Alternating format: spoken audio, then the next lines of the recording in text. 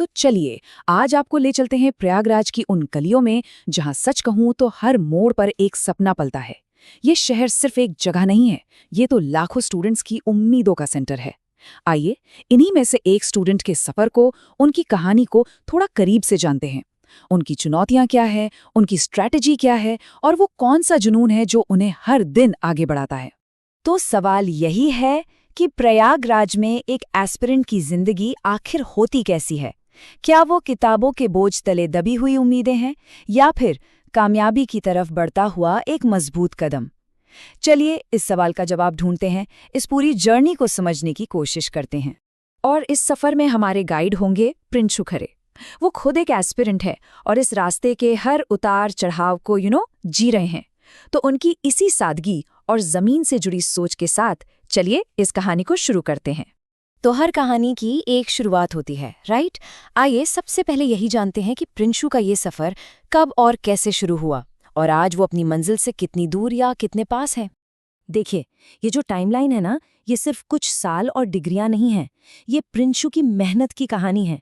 2021 में वो प्रयागराज आए, 2023 में इलाहाबाद यूनिवर्सिटी से बीकॉम पूरा किया, फिर एलएलबी एंट्रेंस का अटेम्प्ट दिया और अब डेवलपमेंट स्टडीज में एमए करने के साथ साथ कॉम्पिटिटिव एग्जाम्स की तैयारी भी कर रहे हैं।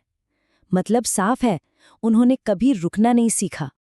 अब बात करते हैं उस सबसे बड़े चैलेंज की जिसका सामना गांव से आने वाला लगभग हर स्टूडेंट करता है। अपने छोटे जाने पहचाने माहौल को छोड़कर एक बड़े शहर और एक बड़ी यूनिवर्सिटी की दुनिया में कदम रखना। ये सिर्फ जगह का बदलाव नहीं है, ये एक मेंटल लीप है, एक बहुत बड़ी छलांग। प्रिंशु के अपने शब्दों में गांव के कॉलेज और इलाहाबाद यूनिवर्सिटी में धरती आसमान का फर्क है। सीधी सी बात है, यहाँ आप सिर्फ किताबें नहीं पढ़ते बल्कि अलग अलग सोच और अलग अलग सपनों वाले लोगों से मिलते हैं।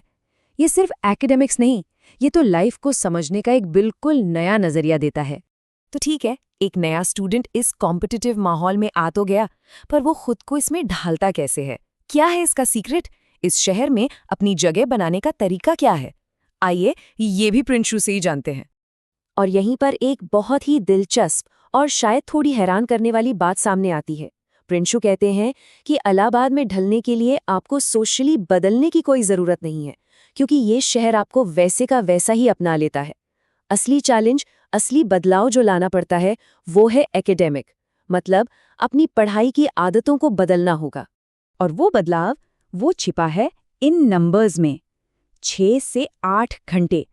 घर पर जहां 3-4 घंटे पढ़ना भी बहुत लगता था, वहीं प्रयागराज में रोज 6 से 8 घंटे की पढ़ाई एक जरूरत बन जाती है। यहाँ का माहौल ही ऐसा है, वो आपको ज्यादा मेहनत करने के लिए पुश करता है। एक बार जब आप माहौल में ढल जाते हैं तो फिर आता है अगला और सबसे जरूरी कदम।